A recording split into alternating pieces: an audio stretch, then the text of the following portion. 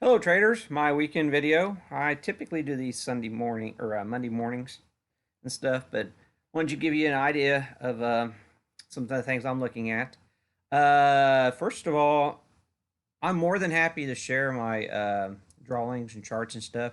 One good feature with Toss, if anybody requests, I can give you a shared link and you can actually have my charts or studies or whatever, or scans or whatever, and I'm more than willing to share them with you people if they ask for them. So at the bottom of the video, you're more than well contact me, and uh, I can either add you to my Skype or I can get you the links, the shared links on the charts and stuff.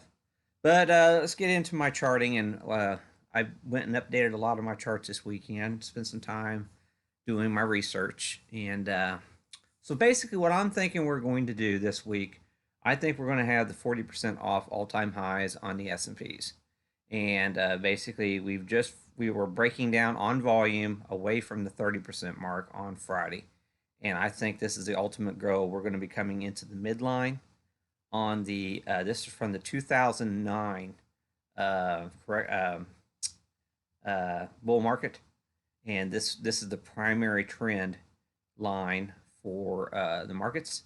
I think we're going to be coming into that this week, and that is with right at the bottom of the market maker move, the expected move for the week for the ES futures. And basically, we've been blowing out the market maker moves for several weeks now, 4 weeks straight here on the ES futures. So the fact that we might be coming down inside the market maker move, that is extremely realistic. What could be going on into this week's session, and basically this is actually the target. So we're looking about the 2040 area is my target for the markets, and then we're starting to run into some uh, potential support zones over here. That's kind of what I'm looking for here on these markets. So something to keep in mind going forward here in your trading. What I'm looking for in these markets. We could always overshoot. Like I said, we've been blowing through these, but this is a really critical support area, long-term critical support area for the S&Ps. So something to keep in mind going forward here. Uh, it does help sometimes to have those percentages on there, and markets tend to move to the even percentiles for major corrections. So something to keep in mind on future on your charting purposes. Okay, the next one here. um, so we've got an accelerated uptrend for the NQ. So I have a much shorter dated bid fan. I can't take this all the way back to 2009 because we had this major, and we haven't had much of a correction in the NQs.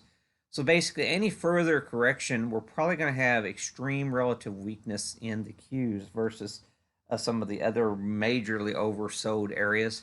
So if we do get a further downside correction, in my opinion, the Qs will be taking the brunt of it. So right now we're barely holding the 30% off. We've taken 30% off the highs in basically in no time flat, and uh, so keep that in mind going forward here on your charting. And so on the NQs here, what I'm thinking here, there's our market maker move low for the week, and this is a responsive buy zone in the past. So basically, what I'm seeing here, your left shoulder, your head, and we're going to start building out a right shoulder for our Qs. So basically, the market maker low is my target for the week uh, on the Qs, potential target. If not, that's assuming it doesn't even get worse than that. So we have on this shoulder here, we have come all the way down to 40% off, uh, to this 40% off line. That was a responsive buy zone last time. So right down here is actually my ultimate target, but that is outside of our expected move for the week. But if the Qs do show relative weakness ahead of the other indices, it's very easily that the Qs will overshoot the market maker move, while the other indices may close inside or may not actually do the overshooting. So something to keep in mind going forward here. That is a potential target. So you might want to be heavier short the tech than you are any other sector, in my opinion, going forward into next week. And then we have our Russell, which just is absolutely obliterated. I think what we're doing here, you see this breakout area on the tech or on the Russell? I think we're going to be coming right down in here. That is actually a 50% off line off of the all-time highs. And that's actually the breakout area to boot. So this makes all the sense in the world. We're going to be coming right down into that. Let me go ahead and get my oval on there so I don't forget that. And that is right below the expected move for the week if we were to come in to tag that. So very easily could very easily happen given the current market conditions. So something to keep in mind going forward here in our trading this week. Okay, on our SPY, I did similar drawings here, 30% off. Basically, we were rejecting the 30% off on our SPY on volume Friday into the close. Of course, we can always catch a responsive bid, but I do think we're going to have a continuation breakdown pattern going into the first of the week.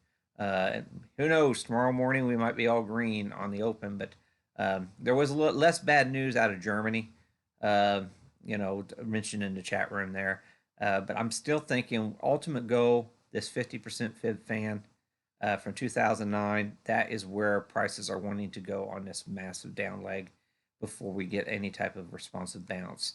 But then again, you never know. They might just bounce it up here and then bring that down later, for the next correction. We might get the dead cat bounce now and then later come down into that fib fan for the final test. It's hard telling, but these volumes are suggesting continued weakness, in my opinion. Another reason why I'm thinking we're going to open down there Monday, Dow Jones is really close to completing their breakout pattern. We could easily be gapping down Monday morning into this potential mid-fib fan area for the Dow Jones. So that's another one that I do have on watch going forward here. Just something to keep on watch going forward. So basically, the 168.50 area is probably the area that I would be targeting. It's even below my little thing there, overshooting it a little bit given the relationship with the other indices. So we're probably going to overshoot. And remember, there's only 30 stocks here, so overshooting is not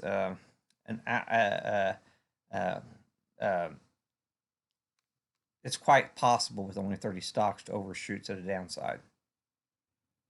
Okay, for a completion on the transport pattern, to complete this pattern, as you can see, we have to come all the way down to near $100. And that was actually going to bode very bad for the Dow Jones if that's the case. So that's on the grander scheme, a lot more potential downside for the transport since we've broken below the midline. Once we broke that midline, all the markets were in serious trouble for major correction at that point, and we have broken that in stride. And unless something changes dramatically in real fast order, the transports are leading the markets to the downside. And like I said, I do think we are going to be coming all the way down here.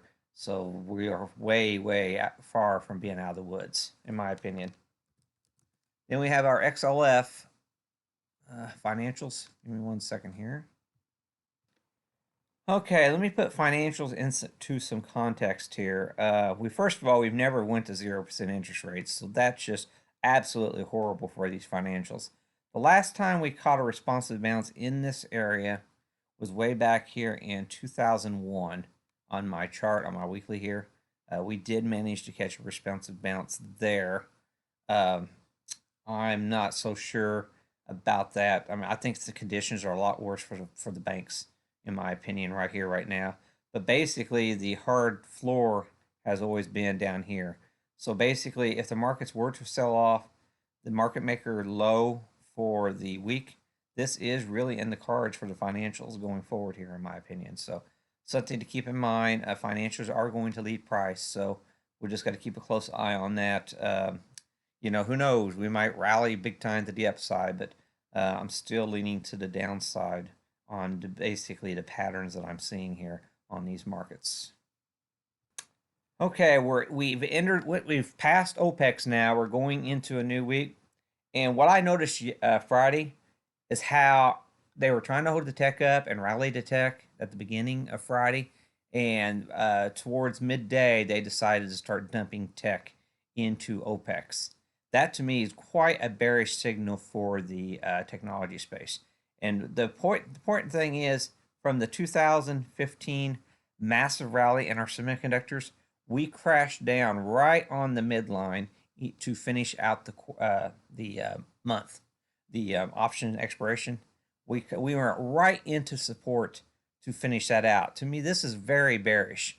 Nvidia, for one, it just completely fell out of favor there into the close. AMD, but Nvidia especially, and we're right down here at this support zone. I mean, right above this is support zone for the semiconductors. So this one here, I think, is setting up for a major short setting up here for the semiconductors. So we got to watch it first Monday, but I do think we are breaking down in our semiconductors as of the first of the week because we are past the OPEX. I think they were holding prices up for OPEX, and now they're going to let prices slide hard into next week. So something to keep in mind going forward here. If you zoom in just a little bit here, you can see this a little bit closer here. Once we start getting closing prints below the midline there, things could be really in trouble here going forward for the semiconductors. And if you go look on your daily here real quick, this one here is one of the number one tells, in my opinion, going forward here. Uh, you know, semis were trying to rally off this midline, and then they just dumped the living crap out of it into the close. So basically, the futures look like they were setting up on a sell signal for Monday. So we got to keep a really close eye on this as a tell of where monies are going. I do think, very, very strong possibility is semis are going to lead to the downside the first of the week. Okay, something to watch here. That's our AMD, who has been a darling for the markets so far.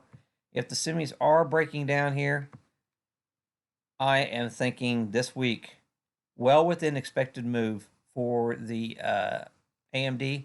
They have an extremely wide bid. The options are really bid up for AMD going into this week, and I think they are going to be pushing for the midline or lower this week. And if they do that, that will we've already completed the pattern once, I guess. Yeah. No, we actually haven't. The breakout, yeah, we have. Yeah, right here, we completed the pattern already. So this leg down here could be a complete rejection of this entire price distribution for AMD going forward.